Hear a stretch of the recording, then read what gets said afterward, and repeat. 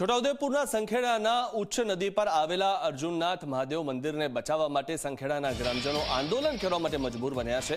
વર્ષ 2022માં ભારે પૂરના કારણે નકુલેશ્વર મંદિર પાણીમાં ગરકાવ થયું હતું અને તેની બાજુમાં જ આવેલા અર્જુનનાથ મહાદેવ મંદિર આસપાસ સંરક્ષણ દિવાલ ન હોવાથી તેને નુકસાન થાય તેવી સ્થિતિ છે।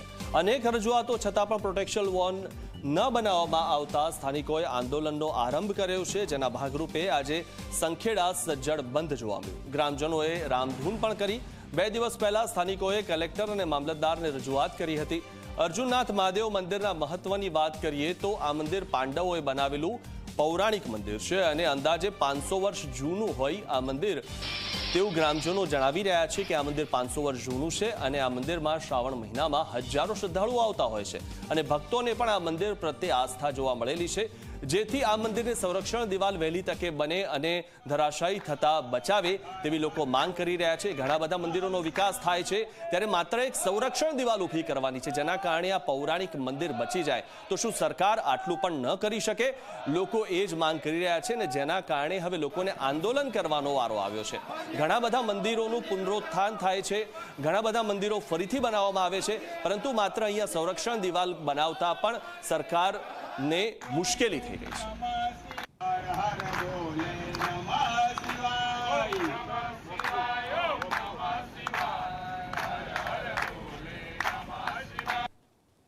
અમારે 2 વર્ષ પહેલાં પૂર આવ્યું હતું।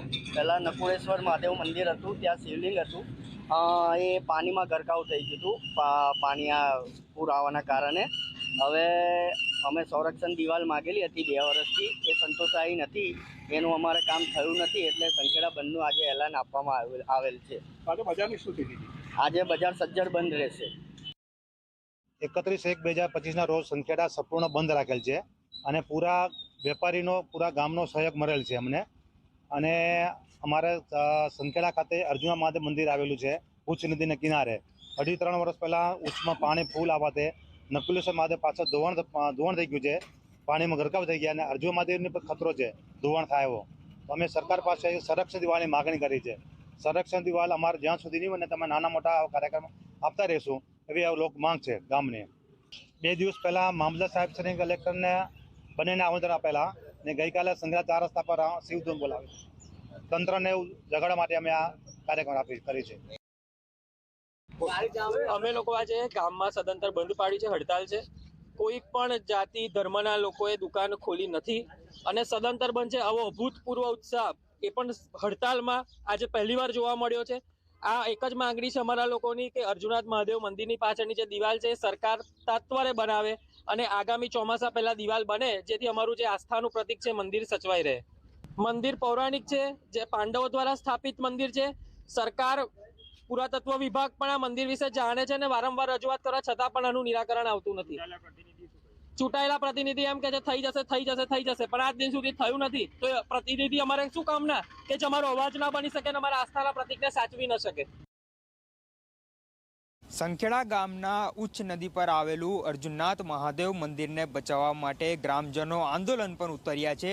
ગ્રામજનો દ્વારા છેલ્લા 2 વર્ષથી એ જે અર્જુનનાથ જે મહાદેવ મંદિર છે ત્યાં સંરક્ષણ દિવાલની માંગણી કરી રહ્યા હતા, પરંતુ અત્યાર સુધીને ત્યાં તંત્ર દ્વારા કોઈપણ જાતની સંરક્ષણ દિવાલ કે અન્ય કોઈ મંદિરને બચાવવા માટેની કોઈ કાર્યવાહી ન કરતા ગ્રામજનો દ્વારા જે સંખેડા બજાર બંધનું એલાન આપવામાં આવ્યું હતું અને આજે જે સંખેડાનું બજાર છે તે સંપૂર્ણ બંધ જોવા મળી રહ્યું છે।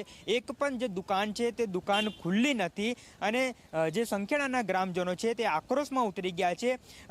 જે 2022ની અંદર જ્યારે ઉચ્ચ નદીમાં પૂર આવ્યું હતું ત્યારે જે અર્જુનનાથ મહાદેવ મંદિરની આગળ જે નકુલેશ મહાદેવ મંદિર હતું તે ધરાશાયી થયું હતું અને ત્યારબાદ જે અર્જુનનાથ મહાદેવ મંદિર છે તેની પણ જે માટી છે તે માટી ધોવાઈ જવાને કારણે જે મંદિર છે તે બી હાલ ધરાશાયી થવાની સ્થિતિમાં છે। હકીમ ગડિયાલી, G24 કલાક। અમદાવાદના જૂના વડજમાં કિન્નરોએ મચાવેલા આતંકનો મામલો, જેમાં તોડફોડ કરનાર કિન્નરોની ધરપકડ કરવામાં આવી છે। 11